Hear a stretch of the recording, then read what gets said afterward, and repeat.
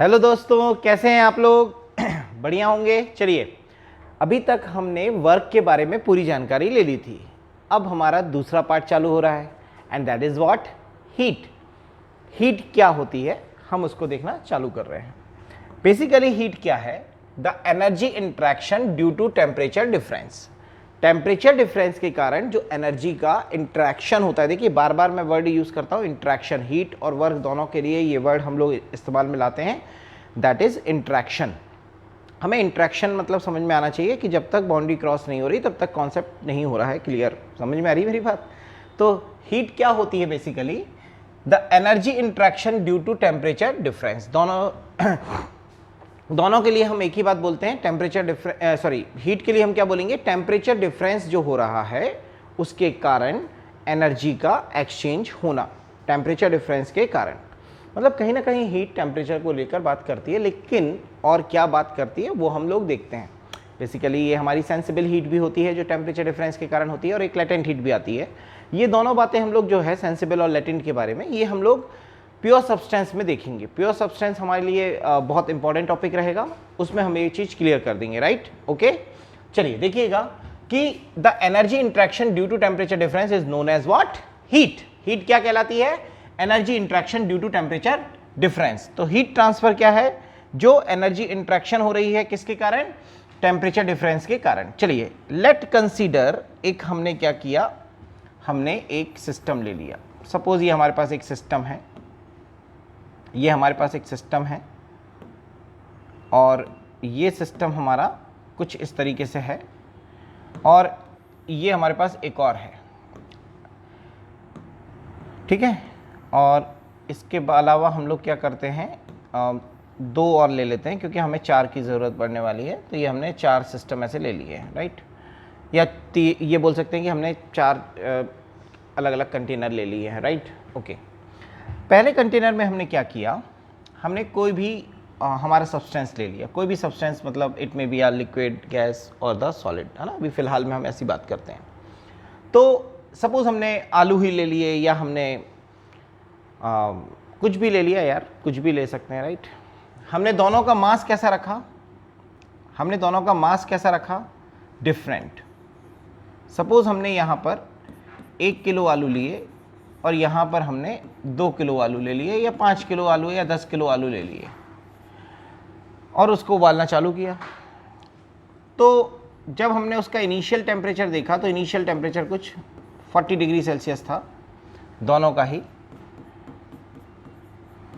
और final temperature हम उसको लेके जा रहे हैं कुछ 70 डिग्री सेल्सियस। ऐसा हमने एज्यूम कर लिया है, दोनों का ही हम फाइनल टेम्परेचर कितना लेके जा रहे हैं? 70 degree Celsius. That means what? The temperature difference, यहाँ पर जो टेम्परेचर डिफरेंस होगा वो होगा कितना? This final minus initial, that is 70 minus 40, so you got 30 degree Celsius हमारे पास क्या आ गया है? Temperature difference. 30 डिग्री सेल्सियस हमारे पास टेम्परेचर डिफरेंस है। मतलब दोनों ही सिस्टम के लिए हम लोग क्या कर रहे हैं? टेम्परेचर डिफरेंस कैसा ले रहे हैं? सेम ले रहे हैं दोनों के लिए। राइट? टेम्परेचर डिफरेंस हमने सेम लिया, लेकिन but we are taken the mass is different. Mass हमने अलग अलग लिया। आप बताइए 40 से 70 डिग्री सेल्सियस जाने में ये ज़्यादा हीट लेगा या ये ज़्यादा हीट लेगा? मतलब आप गैस पे गर्म कर रहे हैं तो गैस किस में ज़्यादा लगेगी? ऑब्वियसली 10 kg को गर्म करने में हमें ज़्यादा क्या लगने वाली है? Heat. That means what? That means what कि heat is directly proportional to, that means what? Heat is directly proportional to mass. Heat is what? Directly proportional to mass. तो हीट बॉस यहाँ पर मास के डायरेक्टली प्रोपोर्शनल टू हो गई। तो heat is directly proportional to mass. We got the first relation. Now the second relation we are taken again, but this time we are taken the same mass. मतलब दोनों का मास हमने same लिया है। Suppose 10 kg इसका भी ले लिया और 10 kg इसका भी ले लिया, और इस बार क्या कर रहे हैं? इनिशियल टेम्परेचर अभी भी कितना है? 40 डिग्री सेल्सियस, क्योंकि हमने वही चीज़ ली है जो हमें लेनी थी, तो 40 डिग्री सेल्सियस। और इस बार हम क्या कर रहे हैं? इसका फाइनल टेम्परेचर लेके जा रहे हैं 60 degree Celsius, that is temperature difference is what? 20 degree Celsius. And here the final temperature will be 70 degree Celsius. आप बताइए यहाँ टेम्परेचर डिफरेंस कितना जा रहा है 30 डिग्री सेल्सियस, और यहाँ टेम्परेचर डिफरेंस कितना जा रहा है 20 डिग्री सेल्सियस। दोनों का मास कैसा है, सेम। ऑब्वियसली आप बताइए किसको ज़्यादा हीट लगने वाली है यार, डेफिनेटली इस वाले को ज़्यादा हीट लगेगी क्योंकि हमें टेम्परेचर डिफरेंस ज़्यादा चाहिए। That means what, the heat is directly proportional to temperature difference. Temperature difference इन दोनों को कंबाइन करने के बाद जो हीट का हमारे पास फार्मूला आता है वो आता है directly proportional to M D T, और यहाँ प्रोपोर्शनलिटी का साइन हटने के बाद एक कांस्टेंट आता है जिसको बोलते हैं स्पेसिफिक हीट या हीट कैपेसिटी। बहुत ध्यान से देखिएगा, और अगर पॉसिबिलिटी हुई तो हम एक अच्छा आपको इसका प्रैक्टिकल भी दिखाएंगे कि कैसे हम स्पेसिफिक हीट के बारे में बात कर सकते हैं। तो स्पेसिफिक हीट क्या होती है अभी समझ में आएगा, बट ये एक कांस्टेंट है, अभी आप ये मान के चलिए कि ये एक कांस्टेंट है, and C is what, specific heat. तो Q is equals to M C delta T, ये रिलेशन हमारे जवान पर होना चाहिए, एम सी डेल्टा टी। तो भाई हीट क्या होती है, M C delta T. Heat क्या होती है, एम सी डेल्टा टी, मतलब मास, जितना ज़्यादा मास रहेगा उतनी ज़्यादा हमें उसको हीट देनी पड़ेगी for the constant temperature difference. जितना ज़्यादा टेम्परेचर डिफरेंस करने वाले हैं फॉर द कांस्टेंट मास, उतनी ज़्यादा हीट देनी पड़ेगी। उससे हमने रिलेटेड करके ये रिलेशन बना लिया। आई होप यहाँ तक आप सभी को हीट के बारे में बहुत कुछ हद तक समझ में आ गया होगा। बहुत आसान कॉन्सेप्ट है, कोई कठिन चीज़ नहीं है, बिल्कुल इजीली हमने समझाई है, एक्सप्लेन करी है, आपको समझ में आ गई होगी। अब बात आती है स्पेसिफिक हीट की। स्पेसिफिक हीट क्या है?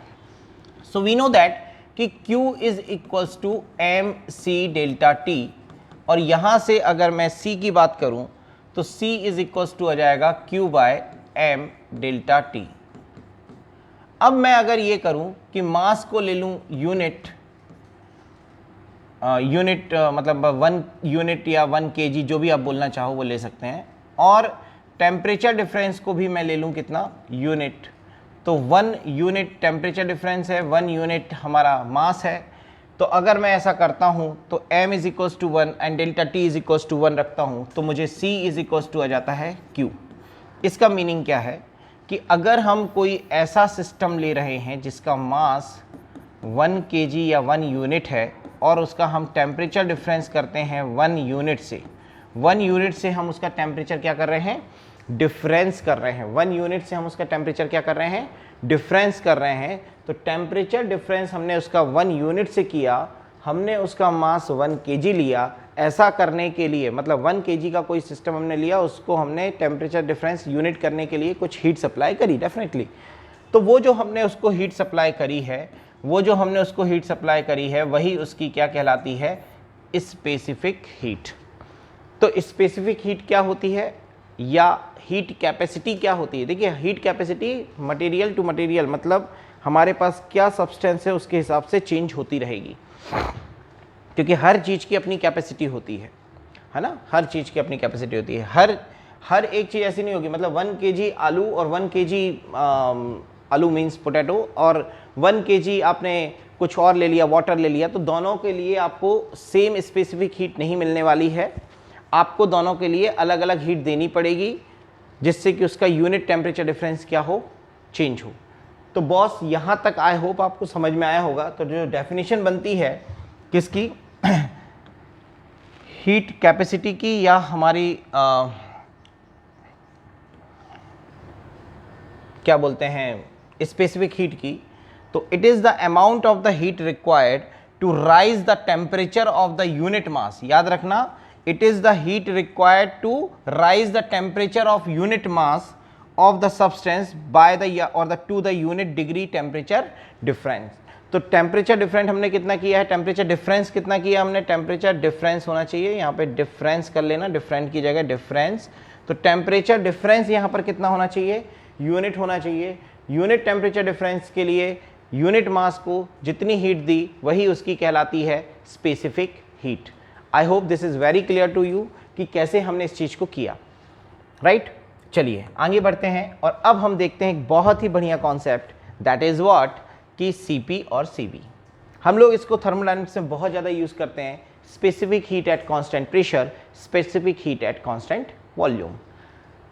बहुत बड़ी बात अब बताने जा रहे हैं क्योंकि आपको बहुत इजीली समझ में आएगा कि why specific heat at constant pressure is greater than specific heat at constant volume. कोशिश करिएगा, बहुत अच्छा कॉन्सेप्ट है।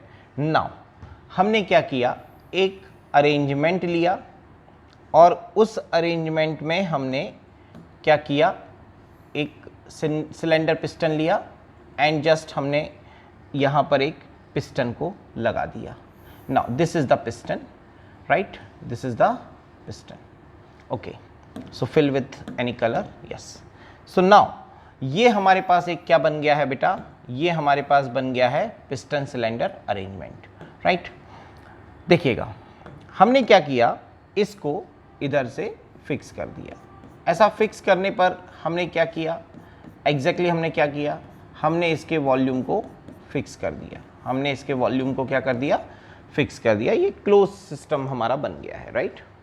क्लोज सिस्टम ये भी रहेगा, ये भी क्लोज सिस्टम है, बट हमने इसके वॉल्यूम को क्या कर दिया, फिक्स कर दिया। वॉल्यूम फिक्स कर दिया मतलब ये कांस्टेंट वॉल्यूम हो गया और इसको हमने फ्री रखा, इसको हमने फ्री रखा कि ये फ्रीली मूव कर सकता है। तो ये फ्रीली मूव कर सकता है, इसलिए ये वर्क करेगा कांस्टेंट प्रेशर पर, क्योंकि जो अंदर गैस होगी वो इस पे कांस्टेंट प्रेशर दे रही होगी, ऐसा हम मानते हुए अभी चल रहे हैं। ओके, नाउ अब हमने क्या किया, हमने दोनों में कोई भी सब्सटेंस लिया और उसका मास हमने सेम रखा। हमने उसका मास कैसा रखा बेटा, सेम रखा। ये हमने m मास लिया, यहाँ पर भी हमने m मास लिया, राइट, यहाँ पर भी हमने m मास लिया। अब होगा क्या, एग्जैक्टली जो भी हम हीट सप्लाई करते हैं ना, वो दो हिस्सों में जाती है, ये हमेशा याद रखना। ये भी हम लोग फर्स्ट लॉ ऑफ थर्मोडायनेमिक्स देखेंगे तो बहुत इजीली इस कॉन्सेप्ट को समझ पाएंगे कि जो भी हम हीट देते हैं, जो भी हम हीट देते हैं वो हीट हमारी क्या होती है, दो हिस्सों में जाती है ना। पहला हिस्सा होता है internal energy. Exactly internal energy का मतलब ही क्या है कि टेम्परेचर को चेंज करने के लिए। तो पहला हिस्सा हमारा जाता है टेम्परेचर को चेंज करने के लिए, मतलब इंटरनल एनर्जी के फॉर्म में, और दूसरा हिस्सा हमारा जाता है वर्क के लिए। तो कोई भी हीट सप्लाई करने पर एक पार्ट जाएगा इंटरनल एनर्जी को और एक पार्ट जाएगा वर्क को। ये भी हम लोग देखेंगे, हाँ, आने वाली क्लासेस में भी हम लोग देखने वाले हैं। अभी आप सिर्फ याद रखिए कि अगर मैंने हीट सप्लाई किया तो वो हीट सप्लाई दो हिस्सों में जाएगा, एक जाएगा इंटरनल एनर्जी को, एक जाएगा वर्क को। अब बॉस कर क्या रहे हैं, एग्जैक्टली हम कांस्टेंट वॉल्यूम पर कुछ हीट सप्लाई कर रहे हैं। हमने कांस्टेंट वॉल्यूम पर कुछ हीट सप्लाई करी एंड इसको नाम दिया QV। QV heat supply at constant volume है, और इतनी हीट हमने इसको दी कि इसका टेम्परेचर जो है वो चेंज हुआ कुछ डेल्टा T से। दैट मीन्स सपोज इसका इनिशियल टेम्परेचर कुछ 40 डिग्री सेल्सियस था, तो फाइनल टेम्परेचर इसका 80 डिग्री सेल्सियस हो गया। 80 नहीं लेते हैं, इसको 90 कर देते हैं, थोड़ा अच्छा रहेगा। तो जो चेंज इन टेम्परेचर हो गया वो हमारा हो गया कुछ 50 डिग्री सेल्सियस का। समझने की कोशिश करना, ठीक, इतना हमने किया। अब हमें पता है कि यार कांस्टेंट वॉल्यूम के लिए वर्क डन क्या होता है। For the constant volume the work done is what, 0। मतलब कांस्टेंट वॉल्यूम पर हमने जो भी हीट सप्लाई करी वो पूरी की पूरी हीट इस सिस्टम के टेम्परेचर को राइज करने के लिए जा रही है। लॉजिकली समझ में आ रहा है कि नहीं भाई, पूरी कहाँ गई, इंटरनल एनर्जी को। इंटरनल एनर्जी ने क्या कर दिया, उसके टेम्परेचर को चेंज कर दिया। यार पूरी की पूरी हीट अगर उसके इंटरनल एनर्जी को गई तो उसका टेम्परेचर क्या कर गया, राइज कर गया। और वही टेम्परेचर जो राइज किया है वो कोई और नहीं है, जो डिफरेंस है इसका मतलब 50 degree Celsius. 50 degree Celsius, late assume कि हमने 50 डिग्री सेल्सियस टेम्परेचर को राइज करने के लिए कुछ 100 किलो जूल की एनर्जी दी थी। तो ये 100 किलो जूल की एनर्जी पूरी की पूरी किसको चली गई, टेम्परेचर को राइज करने में।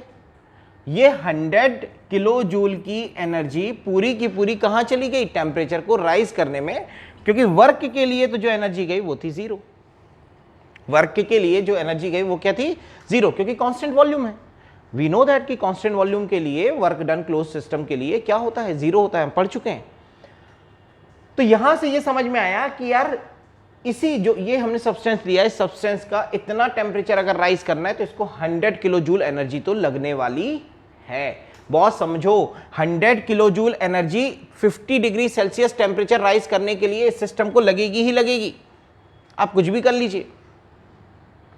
अब यही चीज जब हमने कांस्टेंट प्रेशर पे करना चालू करी, तो कांस्टेंट प्रेशर पर जब हमने करना चालू करी बेटा, तो हमको पता है कि टेम्परेचर, हमें इस कांस्टेंट प्रेशर का भी जो हमें टेम्परेचर राइज करना है, जो टेम्परेचर राइज करना है मित्र, वो अभी भी हमारे पास जो है वो डेल्टा टी जो है वो 50 डिग्री सेल्सियस ही है। हमें इतना ही टेम्परेचर राइज करना है, और अगर इतना टेम्परेचर राइज करना है, इंटरनल एनर्जी में इतनी बढ़ोतरी करनी है, टेम्परेचर में राइज करना है, तो हमको इसको 100 किलो जूल तो देना ही पड़ेगा। लेकिन लेकिन लेकिन लेकिन लेकिन हमको पता है, क्या पता है कि यार इंटरनल कांस्टेंट प्रेशर पर वर्क डन तो होता है। तो क्या ये कंप्लीटली 100 किलो जूल इसको अगर दे दिया तो वर्क डन को 0 जाएगा? नहीं। इसका मतलब क्या है कि इतना टेम्परेचर राइज करने के लिए हमको इसको हीट ज्यादा देनी पड़ेगी। जब हम इसको ज्यादा हीट देंगे, मतलब 100 किलो जूल नहीं, 100 किलो जूल से कुछ ज्यादा, लेट अज्यूम 150 किलो जूल हमने अगर इसको दी, तो इसमें से 100 किलो जूल जाएगी किसके लिए? टेम्परेचर राइज करने के लिए, और 50 किलो जूल जाएगी किसमें? वर्क में। 50 किलो जूल किसमें जाएगी? वर्क में। और 100 किलो जूल, 50 नहीं, 80 भी हो सकती है, 60 भी हो सकती है, आई डोंट नो, बट मैं एक एजम्पशन लेके चल रहा हूं कि यार मैंने 150 दिया, तब जाके क्या हुआ।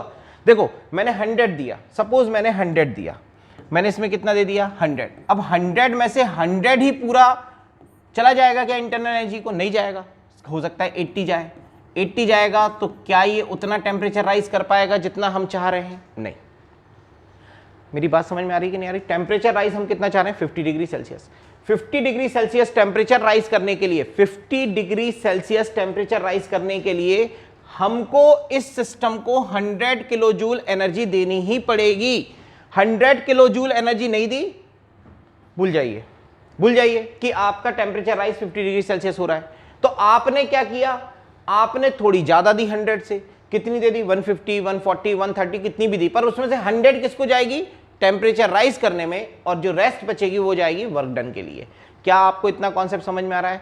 इधर से बस मैं ये बोलना चाह रहा हूं कि आपको यहां से ऑब्जर्वेशन क्या समझ में आ रहा है? ऑब्जर्वेशन ये समझ में आ रहा है दोस्त कि कांस्टेंट प्रेशर पर जो हीट होती है वो ज्यादा देनी पड़ती है कांस्टेंट वॉल्यूम के कंपैरिजन में, जबकि हमको सेम मास और सेम टेम्परेचर डिफरेंस चाहिए। सेम मास और सेम टेम्परेचर डिफरेंस अगर चाहिए तो कांस्टेंट प्रेशर पर हमेशा हीट ज्यादा देनी पड़ेगी as compare to constant volume. तो कांस्टेंट वॉल्यूम पर हीट कम देनी पड़ती है, कांस्टेंट प्रेशर पर हीट ज्यादा देनी पड़ती है। इसका कारण कौन है? कारण है कीटाणु। कीटाणु मतलब दैट मीन्स कि कारण है कौन? इंटरनल एनर्जी, है ना? नहीं, कारण है, अभी अपन देखेंगे कारण कौन है, 2 मिनट रुको।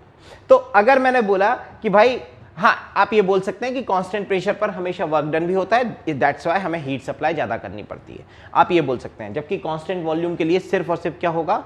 चेंज इन टेम्परेचर होगा, वर्क डन क्या होता है? 0 होता है। तो पूरा का पूरा जो आपका कांस्टेंट प्रेशर है उस पर आपकी हीट सप्लाई आपको ज्यादा करनी पड़ेगी, ये बात ध्यान रखिएगा। चलिए, अगर मैं बोलूं कि यार Q is equal to mCdt होता है, जो अभी मैंने पहले बताया था, तो प्रेशर के लिए अगर मैं बोलूं तो क्या हो जाएगा? mCpdt, और वॉल्यूम के लिए हो जाएगा mCvdt। चेंज इन टेम्परेचर मैंने सेम किया था इसलिए मैंने सेम रखा है, मास भी मैंने सेम रखा है क्योंकि मास मैंने सेम लिया था। जब सब कुछ कैंसिल आउट हो गया तो you got Cp is greater than Cv। Yes दोस्तों, Cp is greater than Cv, and that's why एक और बात मैं आपको बता रहा हूं कि Cp अपॉन Cv भी ग्रेटर देन होगा 1, और Cp अपॉन Cv को ही हम लोग बोलते हैं गामा।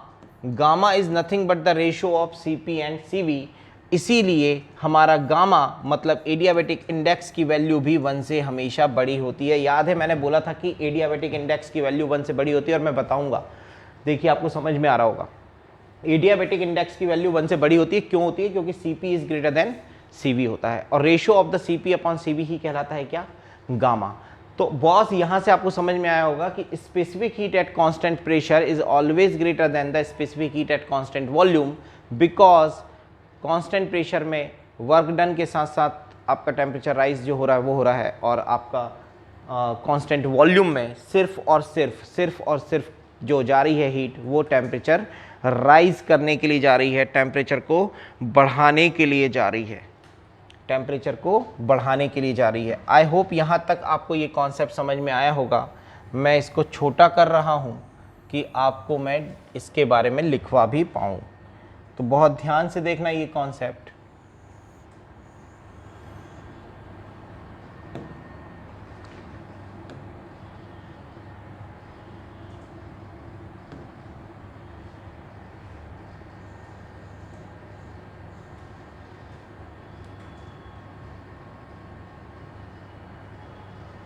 छोटा नहीं हो रहा है, अरे ये क्या हो गया, अंडू करो भाई।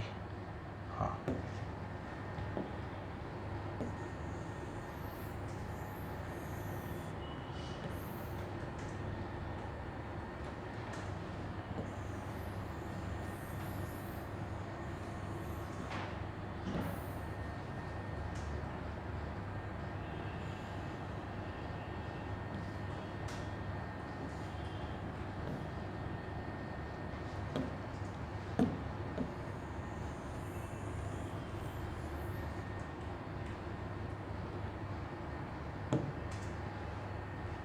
चलिए आई होप इतने में हमारा काम हो जाएगा, right.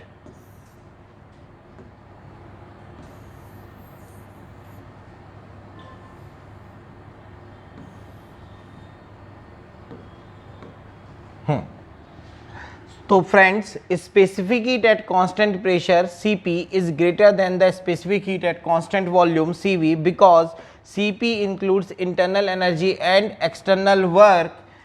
Cp includes internal energy and external work, whereas Cv includes only internal energy or the internal energy only.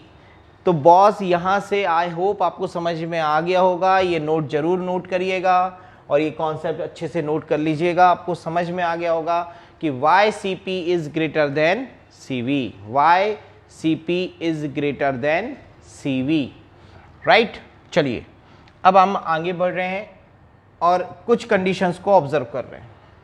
वो कंडीशन ये हैं कि अगर हम सॉलिड्स और लिक्विड्स की बात करते हैं, अगर हम किसकी बात करते हैं, सॉलिड्स और लिक्विड्स की, तो in the case of solids and liquids, in the case of solids and liquids Cp is equals to Cv is equals to C, क्योंकि ये हम लोग इन जनरली मानते हुए चलते हैं कि ये कंप्रेसिबल नहीं है, ये कंप्रेसिबल नहीं है, इनकंप्रेसिबल हैं। कौन, सॉलिड्स और लिक्विड्स। तो सॉलिड्स और लिक्विड्स इनकंप्रेसिबल होने के कारण हम ये मानते हुए चलते हैं कि उनका Cp is equals to C, मानते हुए नहीं चलते, होता है कि Cp is equals to Cv is equals to C, but whereas in the cases of the gases Cp is and Cv both are the different. तो in the case of the gases, in the case of the gases, in the case of the gases Cp और Cv, Cp और Cv दोनों ही क्या होंगे, अलग अलग होंगे। इन the case of Cp and Cv, in the case of gases, in the case of gases Cp and Cv both are different, but in the case of solids and liquids we are taken as Cp is equals to Cv। चलिए आगे बढ़ते हैं और देखते हैं अब हम लोग साइन कन्वेंशन किसके लिए, हीट ट्रांसफर के लिए। यस, हीट ट्रांसफर के लिए क्या साइन कन्वेंशन होता है, जरा देखिएगा। सपोज आपके पास कोई सिस्टम है, आपने उस सिस्टम में हीट सप्लाई किया है, तो आपका जो heat supplied to the system है वो हमेशा लिया जाएगा पॉजिटिव। तो heat supplied to the system always taken as positive, where heat rejection, इसको हम लोग क्या बोलते हैं, हीट रिजेक्शन। तो हीट रिजेक्शन और the heat rejected by the system is always taken as negative. तो सिंपल हमारा साइन कन्वेंशन चलेगा, ये इन जनरल है। आप क्वेश्चन जरूर पढ़िएगा कि क्वेश्चन में कहीं कंफ्यूज करने के लिए उन्होंने आपको इधर उधर तो नहीं किया है, आपको यहाँ उधर तो नहीं किया है, ये बात आपको ध्यान रखनी है, क्योंकि हो सकता है वो कभी पॉजिटिव को नेगेटिव, मतलब हीट सप्लाई को नेगेटिव बोल दे और हीट रिजेक्शन को पॉजिटिव बोल दे। तो ये ऑब्जर्वेशन जरूर करिएगा जब भी आपको न्यूमेरिकल दिए जाएँ। आप यहाँ पर क्लियर हैं कि heat supplied to the system always taken as positive और heat rejected by the system और the from the system taken as negative. तो इस बात का आपको क्या रखना है, ध्यान रखना है कि हमारा हीट के साथ क्या क्या हो चुका है। अब हम लोग जो नेक्स्ट टॉपिक करेंगे वो नेक्स्ट टॉपिक होगा हमारा first law of thermodynamics. Yes friends, अब हम लोग फर्स्ट लॉ ऑफ थर्मोडायनेमिक्स में एंट्री करने जा रहे हैं। प्लीज़ चैनल को लाइक करिए, सब्सक्राइब करिए और ज़्यादा से ज़्यादा फैलाइए, क्योंकि आपके लिए ये बहुत बेनिफिशियल होने वाला है और आप देखिएगा एट द एंड आपको पूरा कंप्लीट सोल्यूशन मिलेगा थर्मोडायनेमिक्स का। And after that we will start the engineering mechanics. जैसे ही हमारा थर्मोडायनेमिक्स क्लियर होता है हम मैकेनिक्स लेकर आएंगे और एक हम लोग यूनिवर्सिटी के लिए भी लेकर आने वाले हैं, जो यहाँ पे एमपी की हमारी यूनिवर्सिटी है RGPV, उसके लिए भी फर्स्ट ईयर के बच्चों के लिए अभी हम लेकर आने वाले हैं एक मैकेनिक्स का, जो उनका बेसिक मैकेनिकल और basic civil engineering and basic mechanics का एक जो टॉपिक होता है, राइट। तो बेसिक मैकेनिक्स जो होता है उसमें बेसिक सिविल के साथ 2 चैप्टर लगभग होते हैं, वो दोनों चैप्टर का हम आपको पूरा सोल्यूशन देने वाले हैं और अच्छे आए हुए क्वेश्चंस RGPV के भी हम उसमें कराएंगे। तो फर्स्ट ईयर स्टूडेंट्स, आपके लिए गुड न्यूज़ है कि आपके लिए हम ये लेकर आने वाले हैं। Thank you for the watching और प्लीज़ चैनल को सब्सक्राइब करिए, लाइक करिए, शेयर करिए। जय हिंद, जय भारत। Thank you.